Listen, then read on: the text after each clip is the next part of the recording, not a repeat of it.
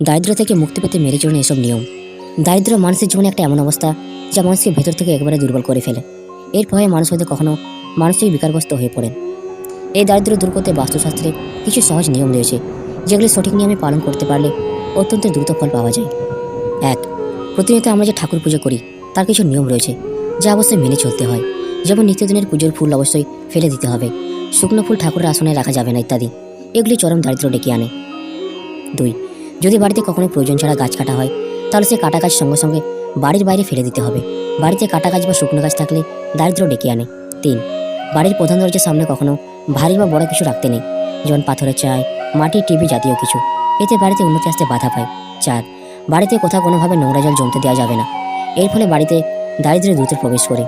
এরকম অবস্থা থাকলে খুব তাড়াতাড়ি পরিষ্কার করে ফেলুন। 5. প্রতিদিন ঘর পরিষ্কারের সময় ঘর মোছার জলে সামান্য নুন দিয়ে তবে ঘর মুছলে বাড়ি থেকে নেগেটিভ এনার্জি দূরে সরে যায় এবং বাড়ির পরিবেশ পজিটিভ এনার্জিতে ভরে থাকে। 6. বাড়িতে জলের পাত্র কখনো খালি রাখতে নেই, সবসময় জলপূর্ণ রাখতে হয়। খালি জলের পাত্র দারিদ্রের একটি বিশেষ লক্ষণ।